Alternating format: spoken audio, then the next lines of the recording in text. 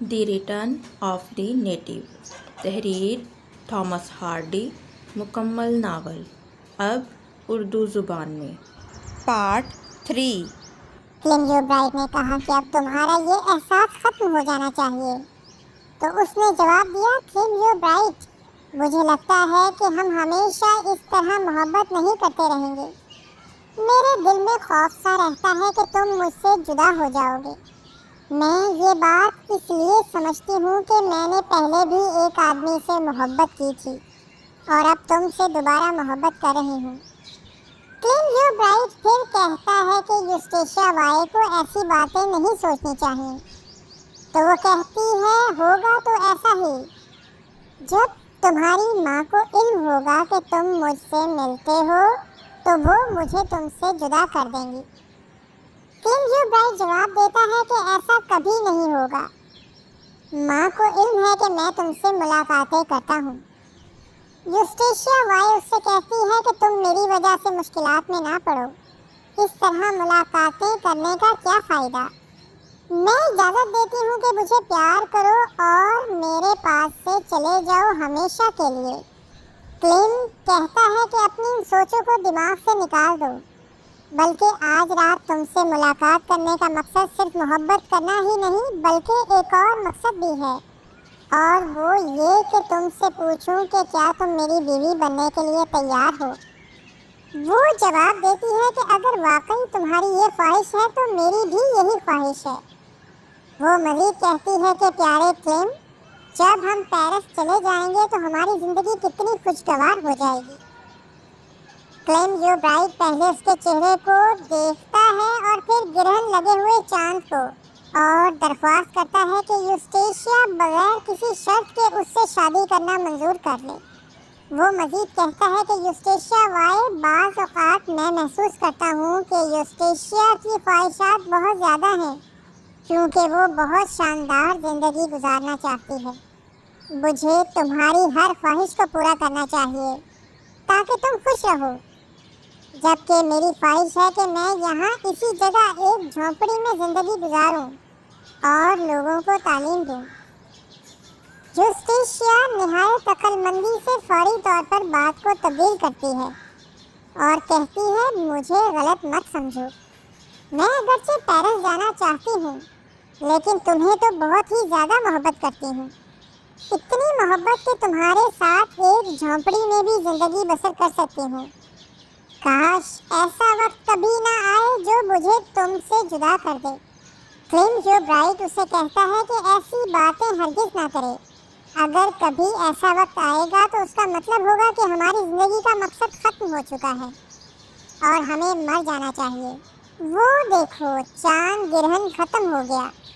یوسٹیشیا وائے کی خواہش تھی کہ وہ کسی فیشنیبل علاقے میں جا کر اچھی زندگی گزارے۔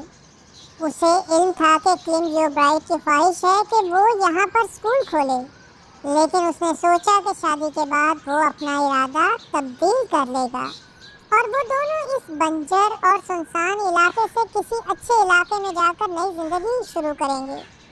اس لیے اس نے 6 مہینے اس جگہ پر رہنے کی حامی بھر لی اور شادی کی دعوت قبول کر لی۔ کچھ دیر بعد وہ دونوں جدا ہو کر اپنے اپنے گھروں کی طرف چل دیے۔ جیسے جیسے کلیم جو برائٹ اپنے گھر کی جانب بڑھ رہا تھا، اس کے ذہن میں وہ مشکلات کھل کر سامنے آ رہی تھی جن کا اس نے سامنا کرنا تھا۔ اسے علم تھا کہ اس کے سامنے 3 ایسے نرم و نازک پودے ہیں جن کی اسے حفاظت کرنی ہے۔ اس کی ماں، جو اس پر بہت بھروسہ کرتی تھی اور جس کا وہ واحد سہارا تھا۔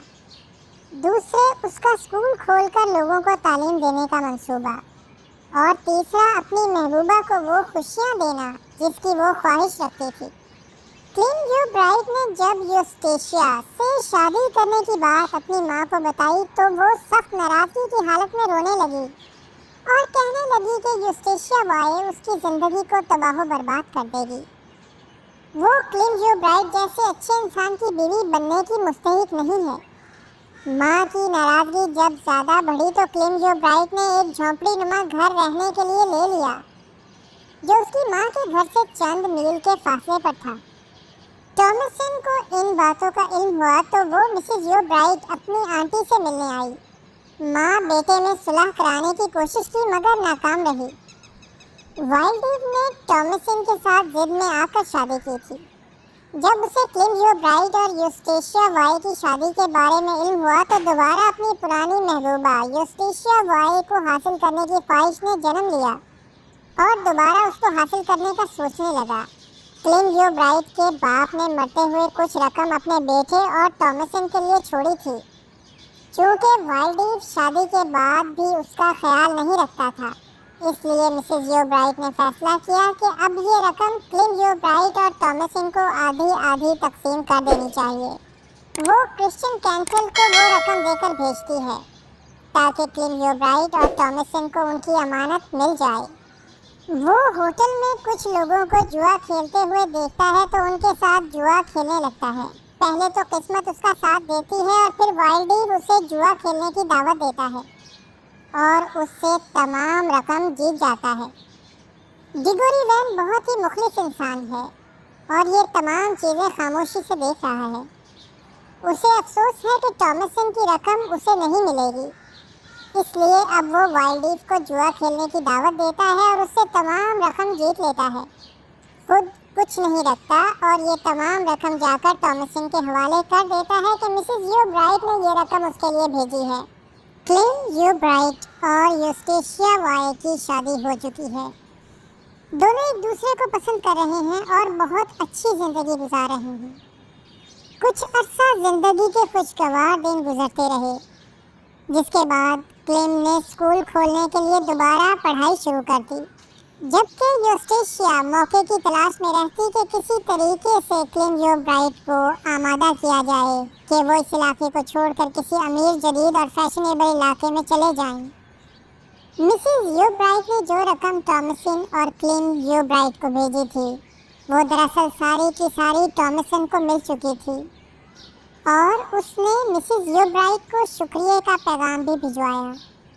जब उन्हें कोई पैगाम क्लिम की तरफ से मौसूल नहीं हुआ तो वो समझी कि चूँकि वाइल्ड वो रकम जुए में जीत चुका था, इसलिए अपनी साबिका महबूबा यूस्टेशिया वाई को वो रकम दे दी होगी। गुस्सा तो उन्हें पहले ही था, अब मौका मिला तो यूस्टेशिया के घर पहुंच गईं। उससे रकम के बारे में दरियाफ्त किया। दोनों औरतें ही गुस्से वाली थीं तो दोनों में लड़ाई शुरू हो गई और उनकी नफरत खुलकर सामने आ गई। जब टॉमसन को रकम के बारे में सब बातों का पता चलता है तो वो यूस्टेशिया और क्लिम के पास आकर बताती है कि जब मिसेज यो ब्राइट ने उन्हें इस बारे में बताया तो वो आधी रकम क्लिम के हवाले करने आ गई है। अगरचे जो गलत फहमी पैदा हुई थी वो तो ख़त्म हो चुकी है, मगर दिलों में मौजूद नफरत ख़त्म न हो सकी। क्लिम यो ब्राइट बहुत अच्छा इंसान था जो अपनी माँ से भी बहुत मोहब्बत करता था और अपनी बीवी को भी बेहद चाहता था। अपनी माँ और बीवी के दरमियान जो शदीद लड़ाई जारी थी उसका जहन उसका बहुत ज़्यादा असर ले रहा था। अपने जहन को हटाने के लिए उसने ज़्यादा से ज़्यादा वक्त पढ़ने में गुजारना शुरू कर दिया। ना सिर्फ दिन को पढ़ाई करता रहता बल्कि हल्की रोशनी में रात को भी मुताला जारी रखता। आँखों पर बहुत ज़्यादा बोझ पड़ने से उसकी बिनाई मुतासिर हो गई। अब उसे बहुत कम नज़र आ रहा था। डॉक्टर के मशवरे पर उसने बहुत ज़्यादा एहतियात की, रोशनी से भी अपने आप को दूर रखा। स्कूल के इरादे को भी फ़िलहाल तर्क कर दिया। एक दिन बाहर निकला तो झाड़ियाँ काट कर जमा करते हुए एक शख्स को देखा। उसके जहन और सोच के मुताबिक कोई काम छोटा या बड़ा नहीं था। क्लिम यो ब्राइट काम की अजमत पर यकीन रखता था तो उसने भी फ़िलहाल इस पेशे को अपनाने का फ़ैसला किया। उसे तो इसमें कोई बुराई महसूस नहीं हुई, मगर जब यूस्टेशिया वाई ने उसे ये कमतर काम करते हुए देखा तो उसे फैशनेबल इलाके में जाकर अच्छी ज़िंदगी गुजारने का मंसूबा और सुहाने ख्वाब चिकनाचूर होते महसूस हुए। वो तसव्वुर भी नहीं कर सकती थी कि इतना पढ़ा लिखा इंसान ऐसे घटिया पेशे को भी इतनी खुशी के साथ अपना सकता है। क्लिम यो ब्राइट ने उससे पूछा कि क्या यूस्टेशिया वाई को अपने शादी के फैसले पर शर्मिंदगी है, तो उसने हाँ में जवाब दे दिया। यूस्टेशिया वाई जो अपने आप को तन्हा और अकेली महसूस कर रही थी اس نے کلیم یور برائٹ سے کہا کہ وہ ایک مقامی میلے میں شرکت کے لیے جانا چاہتی ہے۔ کلیم نے نہ چاہتے ہوئے بھی اجازت دے دی۔ اس میلے میں تمام لوگ رقص کر رہے تھے۔ اس کے پرانے محبوب وائلڈ ایو نے اسے دیکھ لیا اور رقص کی دعوت دی۔ جب کلیم یور برائٹ کے بینائی کے کمزور ہونے کا پتہ چلا تو اسے موقع ہاتھ آ گیا کہ ایک مرتبہ پھر یوسٹیشیا وائی کے نزدیک آنے کی کوشش کرے۔ واپسی میں کلیم یور برائٹ اور ڈگوری وین میلے کی جانب آ رہے تھے اور یوسٹیشیا وائی وائلڈ ایو کے ساتھ واپس اپنے گھر کی طرف جا رہی تھی۔ ڈگوری وین نے دور سے ہی دیکھ لیا کہ یوسٹیشیا وائی کے ساتھ وائلڈ ایو ہے، جبکہ کلیم اپنی کمزور نظر کی وجہ سے یہ سب کچھ نہ دیکھ سکا۔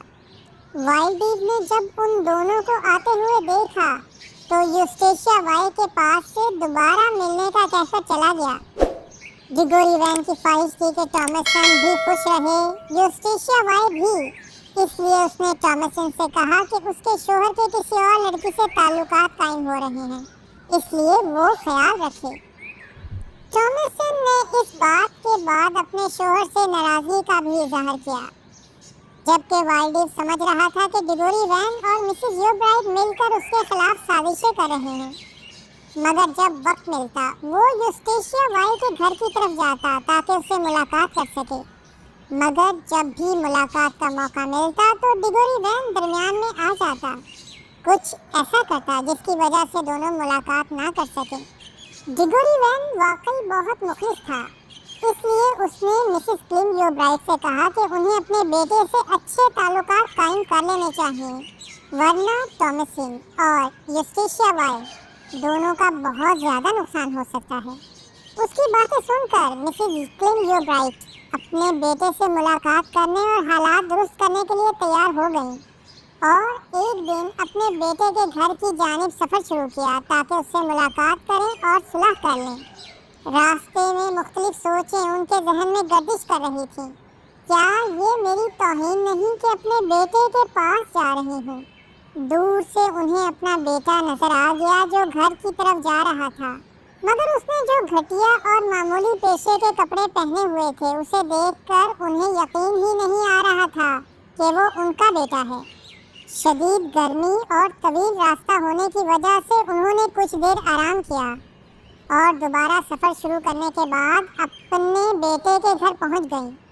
جس وقت انہوں نے دروازے پر دستک دی تو تھکا ہارا کلیم یور برائٹ گہری نیند سویا ہوا تھا، جبکہ اس کی بیوی یوسٹیشیا وائی اپنے محبوب وائلڈ ایو کے ساتھ باتوں میں مشغول تھی۔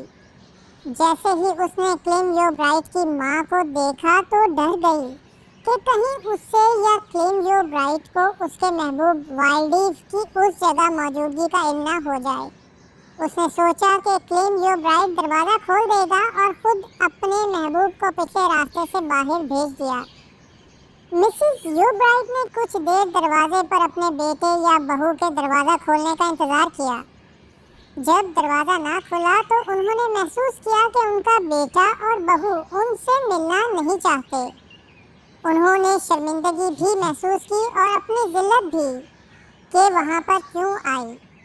تھکی ہاری عورت نے دوبارہ شدید گرمی میں اپنے گھر کی طرف واپس جانا شروع کیا۔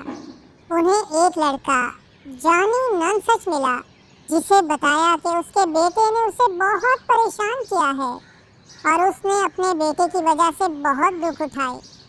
وہ اتنی تھک چکی تھی کہ ایک جگہ بیٹھ کر آرام کرنے لگی۔ پہلے سے ہی تھکی ہوئی عورت کی حالت مرنے کے قریب اس وقت ہو گئی جب انہیں ایک سانپ نے کاٹ لیا۔ The return of the native کا اگلا حصہ پڑھنے کے لیے انجوائے ناولز ورلڈ کو ابھی سبسکرائب کریں۔